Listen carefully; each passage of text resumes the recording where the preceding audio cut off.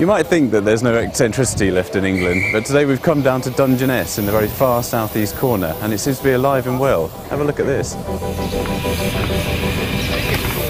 This is New Romney. It's the main station on an amazing narrow gauge railway that's linked villages here since it was built, way back in 1927.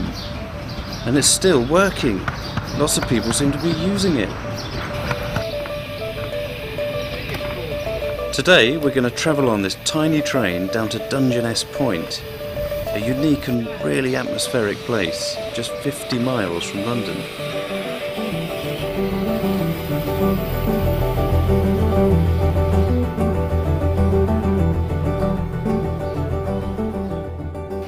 While we're waiting for the train, we'll talk to Mike Thompson, who can tell us more about the history of this little steam train. It was the vision of a particular gentleman by the name of Captain Howie, who was very interested in narrow gauge railways, and he had this ambition to build a main line in miniature. So he found that at this particular location he could gain access to quite a lot of land, which gave him the opportunity to have a line that's 13.5 miles long. And the other thing was, building it here, the land is very level, so it didn't present huge engineering problems. So he was able to fulfil his dream and build this railway, which was completed in 1927. He always envisaged that it would be open to the public. And with the development of the holiday camps along this particular area in the pre-war time, it very soon became a way of people getting to and from holiday locations. It's a huge tourist attraction in this part of the country, if not the biggest. It still maintains its uniqueness. There is nowhere in the world that you can come across a mainline run on 15-inch gauge like this, so it is absolutely unique. And we're finding a new generation of youngsters come and visit the railway. They enjoy a ride on it because one of the things is that they're not threatened by the size of the trains. Because they're a third scale, they are very much children's size, and so they don't feel overawed or overpowered like they would do on mainline trains.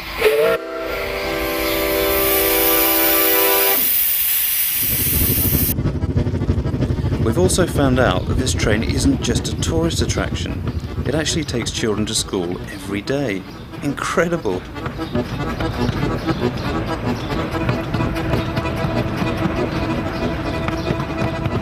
There's all sorts of activity on the station this morning. They're preparing the trains, lovingly polishing them, adding water, stoking the fires. There's steam and smoke everywhere. It's quite amazing. They really are the sights and sounds of another era.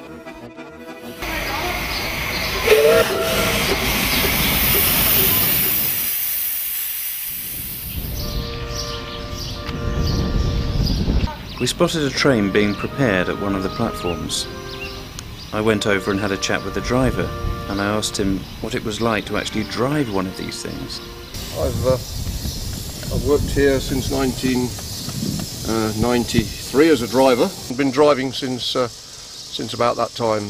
I do, in terms of mileage we do on the railway, I mean the engines, my highest mileage in 1 year was 10,400 miles, and I lay a claim in Britain to any steam driver, big or small, to say, has anybody else done more than 10,500 miles? You know, this year I've done.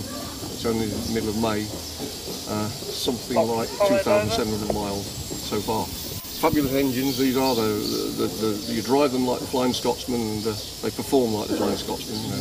How fast do they go? The line speed of the railway is 25 miles an hour, 40 k's.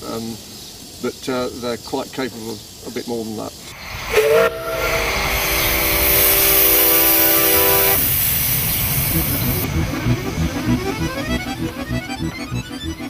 So our train seems to be arriving. It's time to climb aboard and let's take a trip to the end of the line, Dungeness.